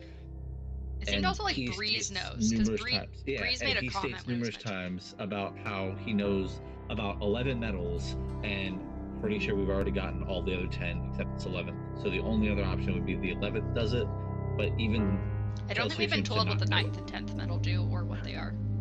Really? And it seems Yeah, bad, not. like the reaction that they had Interesting. when they were talking. Do I only have 8 that I've figured out then? There should only be 8 that you know of for sure. You guys have both assumed that ADM, Oh yeah, okay. ATM is one That of is. them. Oh yeah, you're right. You're right. I do only have 8. Okay. So there's 2 other ones. So I'm still sticking on this idea. I think there's more to it, like, because the way they talked about it in the meeting, it seemed like it was like dark, like it was bad. Yeah, I think Breeze basically says like, oh, Yenin, you don't want to know about this. Yeah. I mean, it would make sense if he was like a misting or something. But... Yeah, I don't know. Maybe they just get a bad rap or something. The people who can use this metal. Possibly. I mean, they can like change their appearance. I think it's going to be either metal or like a type of metal, or it's going to be like he put a misting in there somehow. Because I mean, you would also. I feel like this dude would also not want to know that. He did state that the child misting wasn't very intelligent, but he didn't state anything about an adult not misting. Oh, That's what I was thinking of. Yes, thank you. I was confused there for a second. Child. Yeah, the mist wraith is what I meant. Yes. He did state that the mist wraith child wasn't very intelligent. But so there could be an adult that is intelligent, so maybe he's a mist wraith. Was that what you were thinking, Ernest? Because you had like it sounded like a little epiphany moment there. I was thinking, what if it's like a soul transfer type of shit? Oh, interesting. Yeah. Like they killed him and then he this guy transferred his soul into the guy's body. Because that would be something you probably don't want to know about. That would sound pretty. I think both a myth wraith. Older myth wraith and take over someone's dead body would both be pretty bad. You really can't see myth wraith. I have a little bit of a lisp sometimes. I try my best. Shut up. Look, shut up. I try my best. So where was I? When she finds Sazed, he's speaking to a ska woman named Kozan, whom Finn knows the name of because she tries to keep tabs on everyone and thus knows all their names. Kozan calls Sazed Master Vought, which is apparently the correct title for a terraceman's steward. Finn then learns that Kozan is to cut her hair. As Kozan works on Finn's hair, Finn asks Sazed if Kelsier has returned, and Kelsier still isn't taking her out on his nightly raids to confuse the great houses by showing off as a Mistborn. And he is not back, unfortunately. Sazed then asks Finn if she wants to listen to another proposal. Finn rolls her eyes but agrees. Sazed then tells her about the Nelizans, I'm not sure how to pronounce that, who lived far north and worshipped the god Trell. Their religion called, so I think my book has an old version. I think he changed how this is pronounced. But did you guys have it as Trellism or Trelligism? Don't check her, but because neither of those sounded familiar to me. I really like that religion though. I find it nice. Like, yeah, I think he decided, I'm pretty sure I heard that, he decided when republishing them at one point that, it was too much of a mouthful the way he originally wrote it and, simplified it.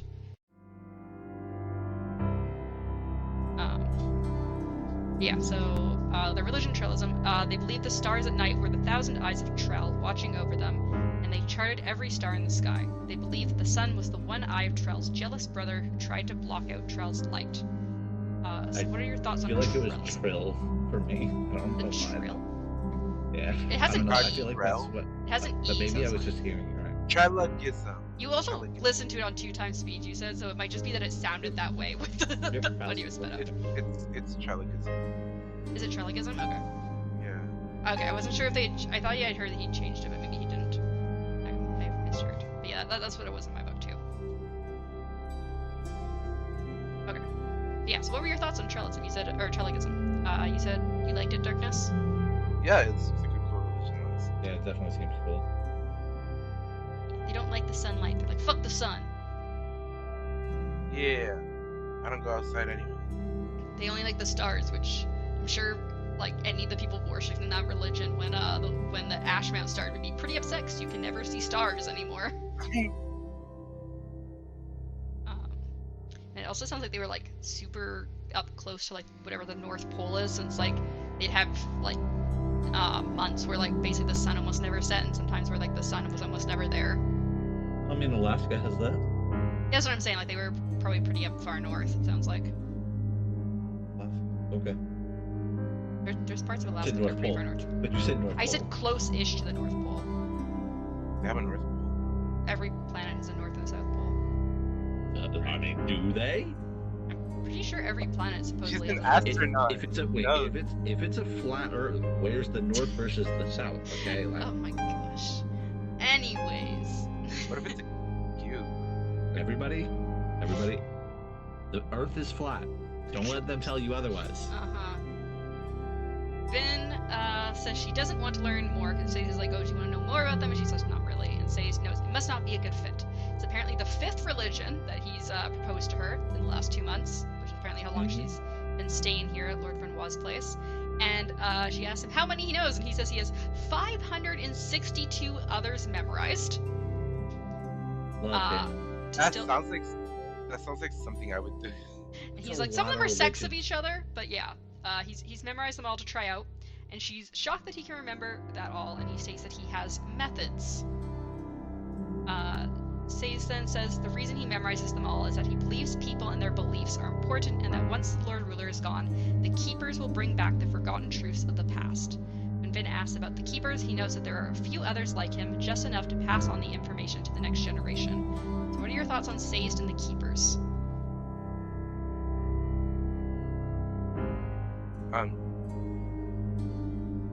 I thought it was cool that he knew all of that. Like, I would definitely love to know so much, like, about all of that. I already do, but not to that extent, ever. That's insane. Like, Yeah, there's apparently this group called Keepers that he's sounds like a part of. They memorize things for future generations.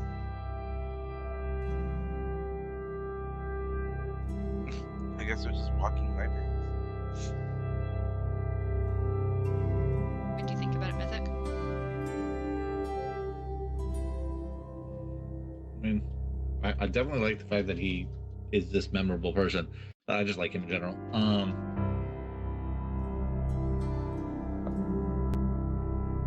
I mean, he's definitely one of my favorite characters right now.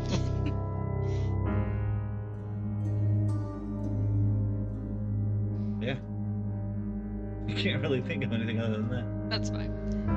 So Sayes then has Vin go over the knowledge that she needs to know as a noblewoman, such as the 10 great houses and her backstory, and how she should pretend to feel about being in Luthadel.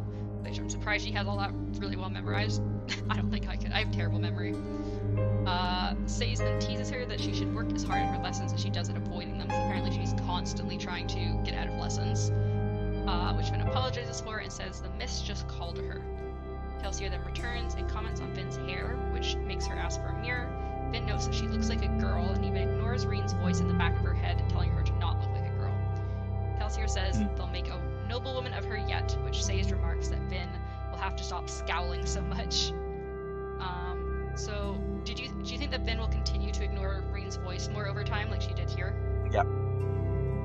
I think he's gonna grow in power though. You think he's talking to her? I think so. Yeah. I don't think Maybe it's that's another background power. noise anymore. So we then switch to Kelsier's point of view as he talks to Sayes off out of the room. Sayes explains that Vin is doing well, but she likes to misunderstand him on purpose and doesn't see the value in the lessons. Kelsier explains that her avoiding the lessons is likely to keep some control of her life. Kelsier then says he wishes that they had more time, but Vin will have to go out to a party soon. Sayes then suggests having some of the mistings on the crew teach Vin about her powers. Kelsier knows that Vin has learned very quickly, and he also knows that she might end up being executed with the rest of them, but agrees when Sayes says that that won't stop him from using her as a spy. Kelsier then tells Sayes to accompany Vin to the parties and keep her safe. Sayes says he'll protect her with his life, and Kelsier notes that few men, Allomancers or not, would do well in a fight against a keeper, which is why the Ministry had likely tried to exterminate them. So, what do you think could possibly make a keeper more dangerous than an Allomancer? Knowledge is power. Power is knowledge. I mean, that's literally what I get out of this. I The know. fact that this man can remember so many religions. This man has knowledge. Knowledge. I mean, that like it could be an awesome power, like allomantic power too, like that he has knowledge in general. That's a power, but The metal that gives you forever memory. or I'm gonna need that metal. I mean, I think Midnight needs that metal right now too. I do. I need it for tomorrow. So it is a metal. See, she said it. All right, boom. Wow. I'm just going Got along her. with you guys. We got her. FBI, open up. Yeah. Maybe she's gonna throw a riot. Let's start a riot. A riot. So Kelsey then ends the chapter by telling Says that Vin will have to go to the party and keep Venture at the end of the week, ready or not. So how do you think Vin will do at this ball? She's probably gonna gag.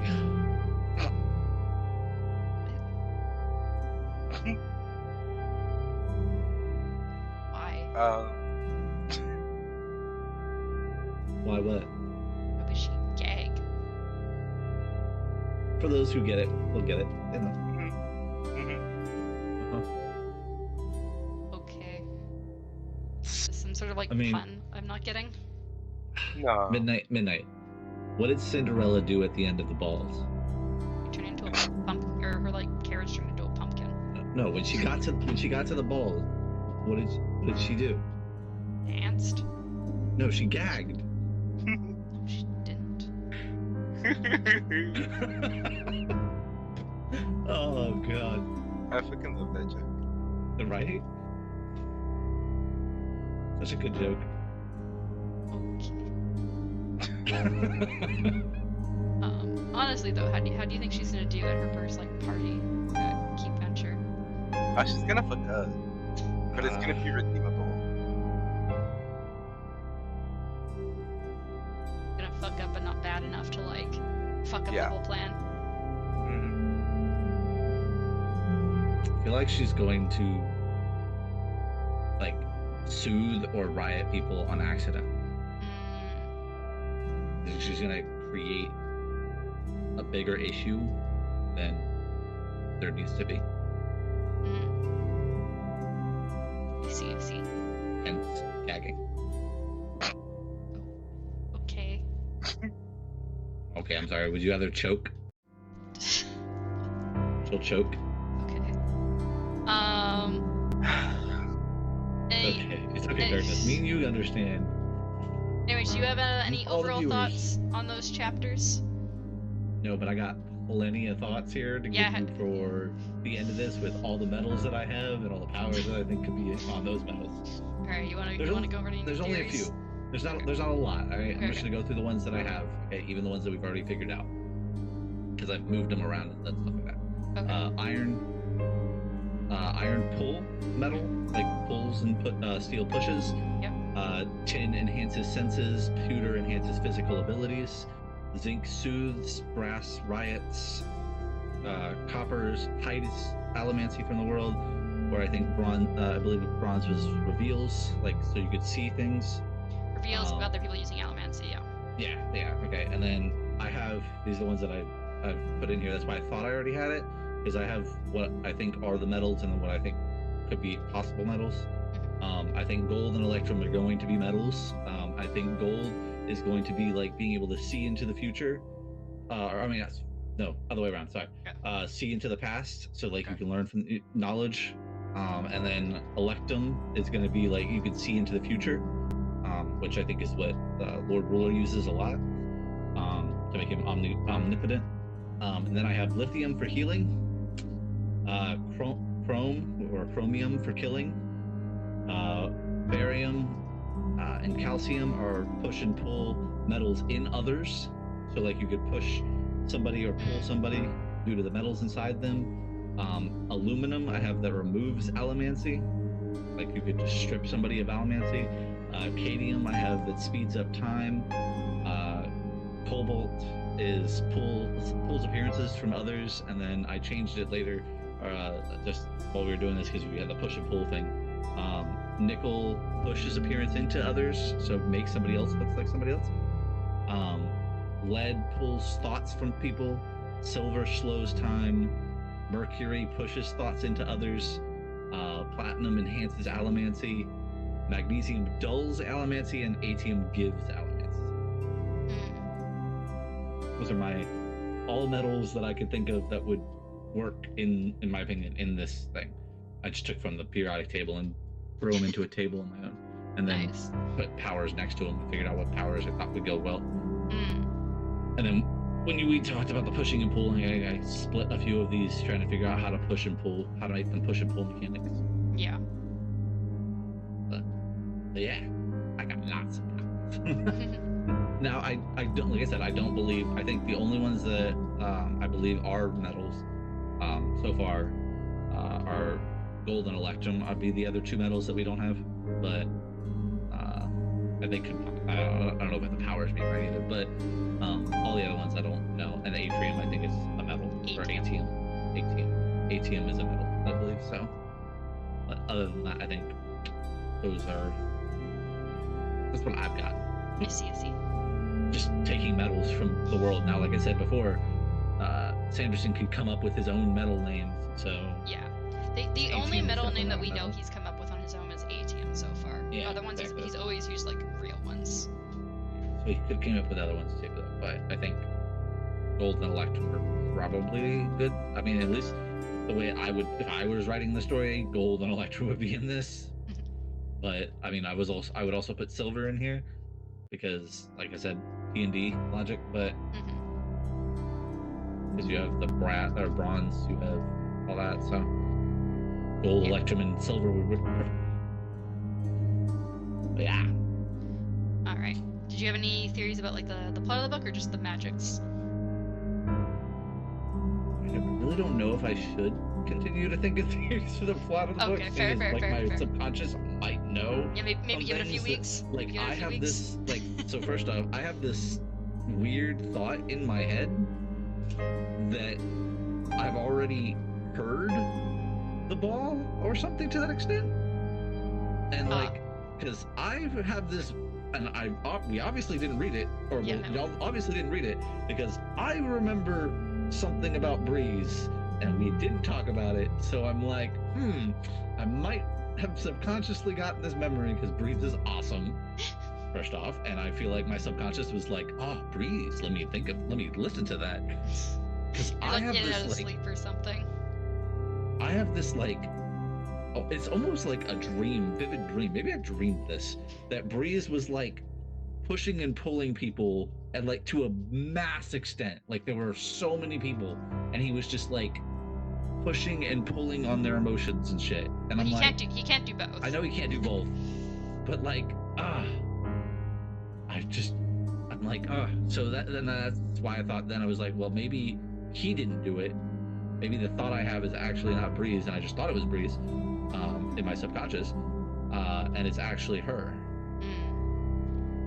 That's what I'm saying. I have other things. I also have the other, whatever the fuck it's called, the epigraph. So. Oh yeah, you have the next epigraph. I'm just gonna read it. I'm curious. It's nothing great. Oh yeah. So what are your thoughts? Do you have any theories, Darkness? I still want That's all you care about. Lithium. Yeah, that's all I want. That's all I want. Don't have any ideas for the plot? No theories? No, I don't trust my theories for plots. Okay. Not with these books. Maybe you will by the second or third Mistborn book once you're used to the Mistborn world. Maybe. Oh, also, because I've given away the names of the planets were previously. Do you want to know what the name of this? I don't know if I told you what the name of this planet is. Do you want to know? What is it? It's Scadrial. God. That's a. What if the planets are the fucking what's it called? The gods or whatever, the beings. Wait. Okay. So what were the other two planets? So Warbreaker was Nalthis. Hard for me to say. My list. And Elantris was Cell. And Mistborn is Scadrial.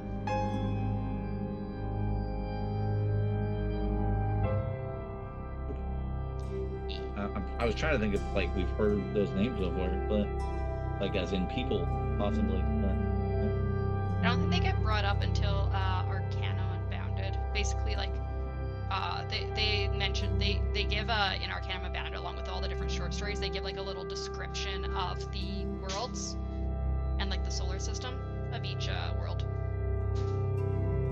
So I didn't really think just like giving you the So name wait, was a spoiler. does that mean that wow, I can't remember his name now. I said his name earlier. God damn, Hoyd. Hoyd? Does that mean that Hoyd could be the astronaut? He's just Right. traveling across planets.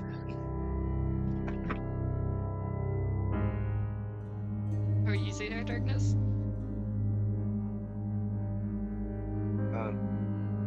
Yeah. I mean, technically he is. Yeah. I mean, we've already been told that Hoyd will be in every book, so. Midnight's like, fuck, I forgot about this book that doesn't have him. No, he is. I don't believe he's in every. I don't believe he's in every short story from Arcana Unbounded, but he's in every like book. At least so far. I mean, there might be future ones. I don't know. Yeah, maybe he dies. Maybe he's already dead. He was basically a little Easter egg character. Yeah, self-insert, got it. He's It's- self-insert. Why do you get so salty about it? I know, because False. there's somebody else that is a self-insert. I don't think he has any self-inserts. He does give. He has noted that a lot, like some random like one-off side characters, he's given like names of like friends and family though. You just see Todd or some shit. No, I think he like changes them slightly to be a bit more fantasy, but they're like technically like his friends or family members. It's Todd with 3 Ds. It's Todd what spelled you would do. T-H-O-D-D. Thought. It's odd. Todd. Anything You else we think need we're to talk about? You think we're gonna see any houses in this book? No, there's gonna be no hoes in this book, except maybe the sluts that are having sex with their nobles. Damn! Women. Alright, well, Lord Noble, give me a child. so the next chapters we'll be reading for next episode are chapters 10, 11, and 12. So we're gonna do 3 chapters again. I got another theory real quick. Oh, What if Finn is actually the child of the Lord Ruler? that's what I'm pretty sure I said that. You did, I know. Yeah. That'd be interesting. Yep, and that's why she's so powerful. What if the Lord Ruler is actually a ruler? What? Like a 12-inch ruler. Yeah. I mean, you know, Interesting. that would be what's the word? Compensating. I want to go see the pits. I know it's going to be. You want to go to the pits? Yeah, it's a fun little. Come to my pits. Alright, Alright. we're gonna end the episode. Thank you guys so much for listening. Please come back next time. Again, we're gonna be reading chapters 10 through 12 for next episode, and that will be episode 4 out of 12. So we'll be a third of the way through. Be a third of the way through after next episode. So yeah, bye guys. Get in the comments.